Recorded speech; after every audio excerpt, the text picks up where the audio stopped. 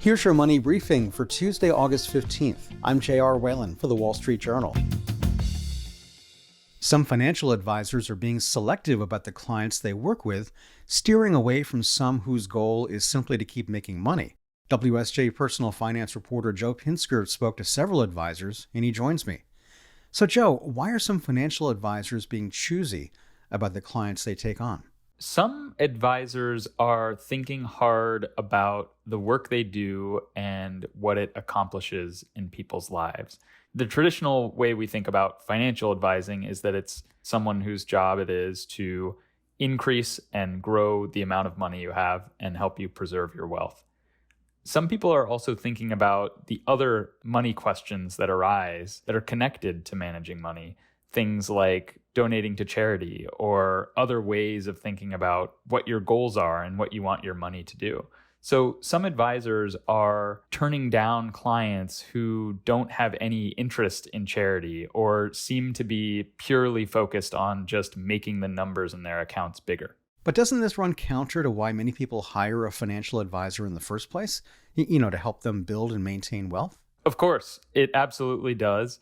But these people are thinking deeply about the work that they do and how they feel about their jobs. It's something that's happening in the broader economy in lots of positions. But this is another place where I think people are wondering about the impact of the work they do.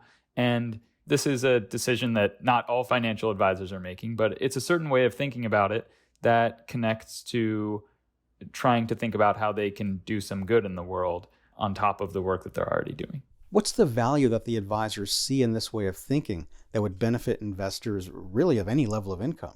The key idea that these people are circling around is that money issues are not just about money. You can hire a financial advisor to help the numbers in your account go bigger, but that's not the same as making sure that you actually are getting the most out of how you use money in your life. And so some of these conversations that people are having about donating to charity or about how they spend their money, these line up with bigger questions about what it means to lead a fulfilling life. And certain financial advisors for a while have talked about those sorts of questions with clients. But I did hear from some advisors that in the past couple of years, those conversations have gotten a lot more common. So as we think about money questions, there are all these other bigger questions that come up and can be part of the conversation too. So what does this say about the importance of the type of advisor that the investor brings on? Some advisors are going to be talking through questions that are purely about money, maybe calculating how much you want to be saving for your kids' college education, how much exactly you need to have socked away in order to retire. And at the same time, some other advisors are dealing with those questions, yes, but also looking at how they connect to broader questions about our happiness and trying to trace the line between the money people have and how they use it to their happiness. What's led some financial advisors to go this route?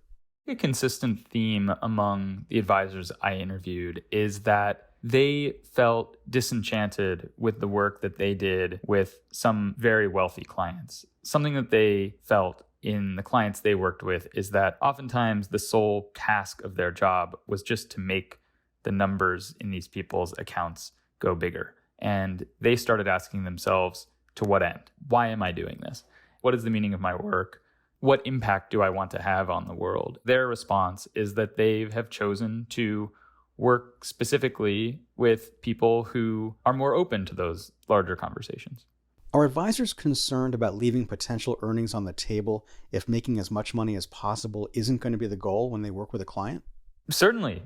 And this is a big concern. One advisor I spoke with was talking about how he felt like he could only start turning away clients once he had reached a certain point in his professional career and also personally in his own finances. This is something that only certain types of advisors could really be able to take on. So if an individual investor wants to hire a financial advisor, what should go on that checklist?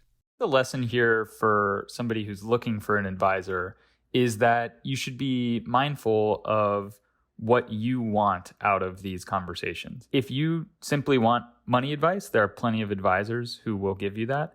But if you want advice that's going to connect to larger questions about how you use your money and the trajectory of your life and all sorts of other bigger life questions, there are also advisors who will do that. That's Wall Street Journal personal finance reporter Joe Pinsker. And that's your Money Briefing. I'm J.R. Whalen for the Wall Street Journal.